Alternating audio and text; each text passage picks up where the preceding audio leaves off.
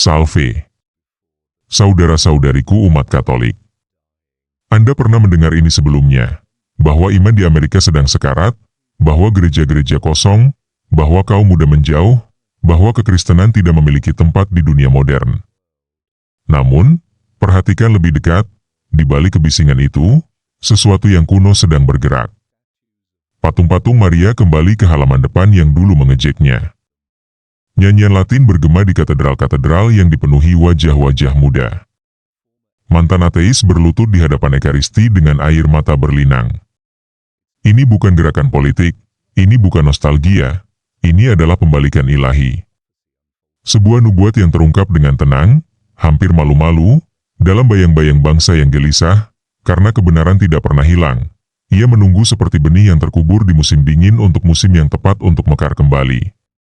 Sebelum kita menyelami lebih dalam, lakukan bagian Anda dalam menyebarkan kebenaran ini. Tekan tombol like, subscribe, dan share ini dengan orang lain yang perlu mendengarnya. Ini bukan sekadar video, ini adalah panggilan untuk bangun, dan semakin banyak orang mendengarnya, semakin banyak penyembuhan yang dapat dibawanya. Aku percaya akan Roh Kudus, Gereja Kristus yang kudus, persekutuan para kudus, pengampunan dosa, kebangkitan badan kehidupan yang kekal.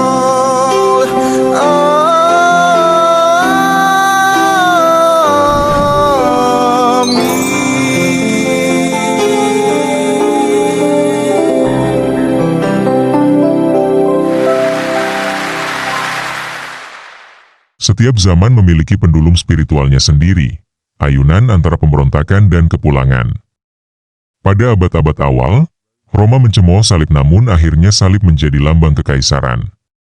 Pada abad ke-16, Barat terpecah belah di bawah para reformator yang bermaksud memurnikan iman tetapi malah melipat gandakannya menjadi ribuan suara. Dan kini, 500 tahun kemudian, anak-anak dari perpecahan itu kembali mencari, bukan hal baru, melainkan akar. Alkitab meramalkan pola ini, berdirilah di pinggir jalan dan perhatikanlah, tanyakanlah jalan-jalan kuno, di mana jalan yang baik itu, dan berjalanlah mengikutinya, maka jiwamu akan menemukan ketenangan. Yeremia 6 ayat 16. Ayat itu bagaikan bisikan di atas Amerika modern. Sebuah generasi yang kelelahan karena kebisingan, layar, slogan, dan kebenaran yang diciptakan sendiri sedang berlutut, bertanya kemana perginya jalan kuno itu. Jalan itu, sejarah menegaskan, mengalir melalui gereja Katolik. Karena jauh sebelum denominasi-denominasi Protestan Amerika didirikan, sebelum para pengkhotbah membangun mimbar di tanah ini, telah ada sebuah meja, sebuah altar, tempat roti dan anggur menjadi tubuh dan darah. Ada kontinuitas, bukan kekacauan, sebuah sakramen, bukan slogan. Nubuat tidak selalu menggelegar, terkadang ia terungkap dengan tenang. Ketika para pendeta Protestan mulai berdoa rosario, ketika para mualaf muda menghafal misa, ketika para podcaster yang dulunya agnostik mulai mengutip para bapak gereja, ini bukanlah tren acak, melainkan sebuah tanda. Seperti Israel yang kembali pada perjanjiannya setelah pembuangan, Amerika menemukan kembali iman yang tidak pernah benar-benar ditinggalkannya, hanya dilupakan. Roh yang sama yang bergerak di atas air dalam kitab Kejadian sedang bergerak lagi di atas budaya yang menganggap dirinya tak tertolong. Dan jika Anda mendengarkan dengan saksama, Anda hampir dapat mendengarnya. Detak jantung yang stabil dari sebuah gereja yang tidak pernah mati, hanya menunggu anak-anaknya pulang. Untuk memahami mengapa Amerika kembali menjadi Katolik, Anda harus melihat melampaui berita utama ke dalam rasa lapar yang menggerakkan hati. Karena di balik setiap kisah pertobatan, di balik setiap rosario yang ditemukan kembali atau pengakuan dosa pertama, terdapat kerinduan yang sama, kebenaran yang tidak berubah ketika budaya berubah. Itulah yang selalu diklaim gereja Katolik, bukan sebagai kesombongan, melainkan sebagai janji. Yesus tidak berkata, tuliskanlah ini agar kamu dapat berdebat tentangnya nanti. Dia berkata, lakukanlah ini untuk mengenang aku. Dia tidak meninggalkan kita sebuah kitab suci. Dia meninggalkan kita sebuah tubuh, tubuhnya sendiri, yang hidup, bernapas, mengajar, dan mewariskan iman yang sama melalui penumpangan tangan. Itulah sebabnya orang Kristen mula-mula menyebut gereja sebagai tiang penopang dan dasar kebenaran. 1 Timotius 3 ayat 15, mereka tidak menciptakan doktrin dengan suara mayoritas. Mereka menerimanya dari para rasul yang menerimanya dari Kristus. Dan selama 2000 tahun, aliran iman yang hidup itu, melalui kemartiran, pengasingan, konsili, dan reformasi, tidak pernah putus. Ketika orang Amerika menemukan kembali para santo, sakramen, dan misteri misa, mereka tidak bergabung dengan sesuatu yang baru. Mereka melangkah mundur ke dalam arus yang selalu ada. Para bapak gereja, Santo Irenus, Santo Agustinus, Santo Ignatius dari Antioquia, semuanya berbicara dengan satu suara, bahwa Ekaristi bukan sekadar simbol melainkan Kristus yang sungguh hadir, bahwa persatuan lebih penting daripada interpretasi pribadi, bahwa iman bukanlah slogan melainkan hidup yang dijalani dalam persekutuan. Bukankah itu yang dinantikan oleh hati manusia modern? Iman yang tak bisa dialihkan ke siaran langsung, ibadah yang tak bergantung pada penampilan, kebenaran yang tak berubah meski dipengaruhi algoritma? Apa yang terjadi di Amerika bukanlah tren sesaat, melainkan kepulangan, pikiran dan jiwa mengingat bahasa pertama mereka.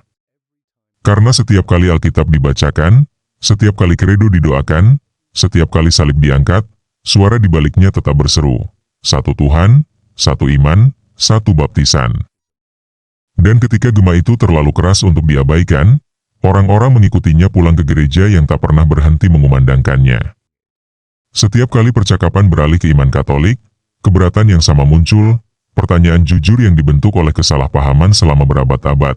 Bukankah umat Katolik menyembah Maria? Bukankah Paus hanyalah manusia biasa? Bukankah gereja menambahkan hal-hal baru ke dalam kitab suci? Mari kita hadapi itu semua secara langsung, bukan dengan kesombongan, tetapi dengan kejelasan. Pertama, umat Katolik hanya menyembah Tuhan. Maria bukanlah saingan Kristus, ia adalah saksi Kristus yang terbesar. Sejak saat ia berkata, "Jadilah padaku menurut perkataanmu," ia menjadi orang percaya pertama, jawabannya yang hidup bagi kehendak Tuhan. Ketika umat Katolik menghormatinya, mereka menggemakan malaikat yang memanggilnya, diberkati di antara perempuan, dan Elizabeth yang berseru, "Siapakah aku ini, sehingga ibu Tuhanku datang mengunjungi aku?" Lihat Lukas 1. Itu bukan penyembahan berhala, itu adalah kitab suci yang sedang bergerak. Kedua, tentang Paus, ya, beliau manusia, bisa salah dalam kepribadian, tetapi dilindungi dalam doktrin. Yesus tidak membangun gerejanya di atas ide-ide abstrak. Ia membangunnya di atas seorang manusia yang disebut batu karang. Engkau adalah Petrus, dan di atas batu karang ini aku akan mendirikan jemaatku, dan alam maut tidak akan menguasainya. Lihat Matius 16 ayat 18. Setiap abad sejak janji itu ditepati. Kekaisaran runtuh, revolusi berkobar, paus datang dan pergi, namun iman tetap teguh. Itu bukan kekuasaan politik. Itu adalah perlindungan ilahi. Dan mengenai kitab suci, Alkitab adalah sejarah Katolik yang dijilid dengan kulit. Gereja yang sama yang mendefinisikan kanon, melestarikannya, menyalinnya, dan membawanya selama berabad-abad ketika sebagian besar dunia tidak dapat membaca. Tanpa gereja, tidak akan ada Alkitab. Roh Kudus yang sama yang mengilhami kata-kata itu juga membimbing komunitas yang mengenalinya. Jadi, ketika seseorang berkata, "Saya hanya mengikuti Alkitab," mereka tidak menyadari bahwa mereka sudah mempercayai gereja yang memberitahu mereka tentang Alkitab. Iman dan akal budi bukanlah musuh, mereka adalah sahabat. Dan di negara yang dibangun di atas perdebatan di mana setiap suara ingin menjadi benar, sesuatu yang ajaib sedang terjadi. Orang-orang menyadari bahwa kebenaran tidak perlu menemukan kembali dirinya sendiri. Kebenaran hanya perlu ditemukan kembali. Karena pertanyaan sebenarnya bukanlah, mengapa menjadi Katolik, melainkan, mengapa tidak kembali kepada apa yang didirikan oleh Kristus sendiri? Sekarang mundurlah dan lihat polanya. Sejarah, nubuat, dan kerinduan, semuanya menyatu menjadi satu gambaran. Ini bukan hanya tentang keingintahuan Amerika, ini tentang koreografi surga. Selama berabad-abad, gereja membawa api melintasi samudra, melewati penganiayaan dan skandal, melintasi benua tempat raja-raja bangkit dan jatuh. Api yang sama kini berkobar di tempat-tempat tak terduga, di kedai-kedai kopi tempat orang-orang asing mendiskusikan rosario, di asrama-asrama perguruan tinggi tempat para mahasiswa melantunkan nyanyian Latin alih-alih lagu-lagu pop, di kota-kota besar tempat prosesi Ekaristi menghentikan lalu lintas di bawah gedung pencakar langit. Ini bukan nostalgia, ini wahyu. Karena setiap zaman yang hanyut ke dalam kekacauan pada akhirnya mengingat bahwa ia lahir dari keteraturan, tatanan ilahi. Dan gereja Katolik, dengan segala keretakan manusiawinya, tetap menjadi wadah yang menjaga keteraturan itu. Ketika Kristus berkata, "Ketahuilah, aku menyertai kamu senantiasa, bahkan sampai akhir zaman," dia tidak sedang berbicara dalam puisi. Dia sedang membangun kehadiran yang tak pudar ketika budaya lupa. Kegelisahan spiritual Amerika, pencarian tanpa akhir akan makna, rasa memiliki, transendensi, adalah gema dari janji itu. Bangsa yang dulu percaya dapat membangun surga tanpa Tuhan kini menyadari bahwa kemajuan tanpa kehadiran adalah kehampaan. Maka dimulailah kepulangan itu, melalui keindahan, seni sakral, suara sakral, keheningan sakral, melalui kebenaran, katekismus yang ditemukan kembali, para bapak gereja yang dikutip namanya, melalui kebaikan, umat Katolik biasa yang menjalani belas kasih yang luar biasa di rumah sakit, penjara, dan sekolah. Ini bukanlah pertobatan massal yang didorong oleh pemasaran. Ini adalah kebangkitan ingatan yang lambat dan hening. Misa, yang dulu dianggap ritual, kini diakui sebagai wahyu, surga yang membelah bumi berulang kali. Setiap hosti yang dikonsekrasikan di atas altar adalah sebuah nubuat yang digenapi. Sabda yang sama yang menjadi manusia masih tinggal di antara kita. Lihatlah sekeliling, di negeri yang sama yang mengomersialkan agama, sebuah visi sakramental kembali, di kota-kota yang sama yang mengejar transendensi melalui kebisingan, dupa kembali membara, di bangsa yang sama yang pernah mendeklarasikan diri pasca Kristen, hati-hati muda membisikkan doa-doa kuno. Seperti inilah rupa pembaruan, tidak riuh, tidak dipaksakan, tetapi bercahaya. Karena ketika suatu bangsa berlutut kembali di hadapan Ekaristi, ia tidak kehilangan dirinya sendiri, ia mengingat siapa dirinya. Jadi, inilah kebenarannya, sederhana, sakral, dan dekat dengan kita. Amerika tidak menjadi Katolik secara kebetulan. Ia dipanggil, dengan tenang, terus-menerus, oleh suara yang sama yang berbicara kepada Petrus di pantai dan berkata, "Ikutlah aku." Mungkin Anda juga merasakan tarikan itu. Kegelisahan yang tak terpuaskan oleh khotbah apapun, kerinduan akan penghormatan di dunia yang telah melupakan arti kekudusan. Itu bukan nostalgia, itu rahmat. Dan rahmat tidak pernah memanggil tanpa tujuan. Jangan hanya mengagumi apa yang terjadi, masuklah ke dalamnya. Masuklah ke gereja minggu ini, duduklah dalam keheningan, biarkan lilin dan keheningan berbicara. Ajukan pertanyaan-pertanyaan yang selama ini Anda takuti, karena kebenaran tidak takut akan keraguan Anda, ia menyambutnya. Jika Anda telah mengembara jauh, jalan pulang masih terang. Jika Anda belum pernah mengenal gereja, ia telah berdoa untuk Anda lebih lama daripada Anda mencarinya. Jangan hanya membaca tentang nubuat itu, berlututlah di hadapan penggenapannya. Kristus yang sama yang pernah mengubah roti menjadi tubuhnya masih di sini, menunggu Anda. Bagikan dan beritahu saya dari mana Anda menyaksikan ini. Mari kita jaga kebenaran Katolik tetap hidup. Satu kisah, satu jiwa, satu bangsa pada satu waktu, karena ini bukanlah akhir dari iman di Amerika. Ini adalah awal dari kedatangannya kembali. Baiklah, saudara-saudariku umat Katolik. Kita sudah menyaksikan informasi yang memikat tentang kebangkitan iman Katolik di Amerika, menantang persepsi umum bahwa kekristenan sedang sekarat atau tidak relevan dalam masyarakat modern. Kesaksian ini menyoroti kebangkitan spiritual yang tenang namun mendalam di kalangan anak muda dan mantan skeptis, yang ditandai dengan minat baru terhadap praktik-praktik Katolik tradisional seperti rosario, misa, dan penghormatan orang-orang kudus. Kebangkitan ini tidak didorong oleh nostalgia atau politik, melainkan oleh kerinduan yang mendalam dan intrinsik akan kebenaran, persatuan, dan makna yang abadi dalam budaya yang terpecah-pecah dan bising. Kesaksian ini menelusuri pendulum spiritual ini sepanjang sejarah, dari era kekristenan awal ketika salib diejek, melalui keretakan kekristenan barat dalam reformasi, hingga generasi saat ini yang mencari jalan kuno untuk iman dan ketenangan bagi jiwa mereka.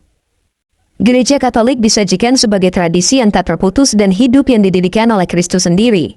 Ia meneruskan ajaran apostolik melalui sakramen-sakramen dan komunitas umat beriman.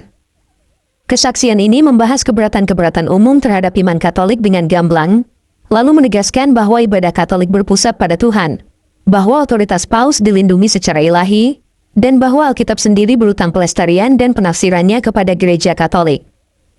Pada akhirnya, gerakan di Amerika ini digambarkan sebagai sebuah kepulangan, sebuah penemuan kembali iman yang selalu hadir namun terkadang terlupakan. Ini adalah koreografi ilahi yang terbentan secara diam-diam di kedai-kedai kopi, asrama-asrama mahasiswa, dan jalan-jalan kota tempat doa-doa kuno dan ritual-ritual suci dirangkul kembali. Marilah kita terus berpartisipasi aktif dengan mengeksplorasi gereja sendiri, merangkul keraguan sebagai bagian dari iman, dan mengakui momen ini sebagai awal yang penuh harapan bagi kekristenan di Amerika, hari-hari akhir. Sebagai kesimpulan, pertama, kebangkitan iman yang tersembunyi. Meskipun berita utama menyatakan kepunahan iman, sebuah pembalikan ilahi sedang berlangsung di mana simbol dan praktik Katolik tradisional muncul kembali dengan kuat di kalangan anak muda Amerika. Hal ini menunjukkan bahwa rasa lapar rohani tetap ada di balik kebisingan budaya, yang terwujud sebagai kerinduan akan sesuatu yang kuno dan benar, alih-alih ideologi atau tren baru. Kedua, jalan kuno sebagai jangkar spiritual. Panggilan Alkitabiah untuk mencari jalan kuno, lihat Yeremia 6 ayat 16, bergema mendalam bagi generasi yang diliputi oleh gangguan dan relativisme modern. Hal ini menunjukkan kebutuhan universal manusia akan landasan dalam kebenaran dan komunitas yang abadi, khususnya menunjuk pada Gereja Katolik sebagai penjaga historis dan spiritual tradisi tersebut. Ketiga, gereja sebagai tradisi yang hidup. Berbeda dengan gerakan yang semata-mata didasarkan pada kitab suci atau interpretasi individu, Gereja Katolik digambarkan sebagai kesinambungan iman apostolik yang hidup dan terus mengalir, yang diwariskan melalui sakramen dan kepemimpinan. Kesinambungan ini menawarkan stabilitas dan kesatuan di tengah fragmentasi teologis, memenuhi kebutuhan psikologis dan spiritual akan keberakaran. Keempat, mengatasi kesalahpahaman dengan kejelasan. Konfrontasi yang cermat dalam kesaksian ini terhadap kesalahpahaman umum, seperti ibadat kepada Maria, otoritas kepausan, dan peran tradisi, menyoroti pentingnya dialog yang terinformasi tentang iman. Ajaran yang jelas membantu meruntuhkan hambatan dan mengundang penyelidikan yang tulus, menunjukkan ketahanan Katolik terhadap kritik dan keterbukaannya terhadap pertanyaan. Kelima, gereja dan kitab suci saling bergantung. Pernyataan bahwa Alkitab adalah produk komunitas historis gereja menantang gagasan modern tentang kekristenan yang hanya Alkitab. Hal ini menggarisbawahi bagaimana iman dan akal budi, tradisi dan kitab suci, hidup berdampingan sebagai sumber kebenaran yang saling melengkapi, alih-alih saling bertentangan. Wawasan ini mengundang evaluasi ulang tentang bagaimana otoritas dan interpretasi berfungsi dalam kehidupan beragama. Keenam, pembaruan budaya melalui praktik sakral. Kebangkitan nyanyian Latin, prosesi Ekaristi, dan seni sakral di ruang-ruang sekuler menandakan kebangkitan budaya yang lebih luas. Fenomena ini menggambarkan bagaimana keindahan dan ritual dapat menarik orang menuju transendensi, memberikan penyeimbang bagi era digital yang terfragmentasi dan memulihkan rasa tatanan sakral. Ketujuh, undangan untuk perjumpaan pribadi. Kesaksian ini menekankan bahwa kebangkitan ini bukan sekadar tren kolektif, melainkan panggilan pribadi untuk mengalami rahmat dan kebenaran secara langsung. Kesaksian ini mengakui keraguan dan skeptisisme sebagai bagian dari perjalanan, mendorong pemirsa untuk terlibat dengan gereja melalui kehadiran, keheningan, dan doa, alih-alih sekadar persetujuan intelektual. Panggilan praktis untuk bertindak ini mendasarkan seluruh pesan pada pengalaman hidup. Dengan demikian, kesaksian ini menawarkan visi yang kaya dan penuh harapan tentang masa depan spiritual Amerika, masa depan di mana iman kuno tidak hanya dilestarikan, tetapi juga dianut secara aktif sebagai sumber makna, persatuan, dan kehadiran ilahi di dunia yang penuh gejolak. Tuhan Yesus memberkati kita semua. Aku percaya akan Roh Kudus, gereja Kristus yang kudus.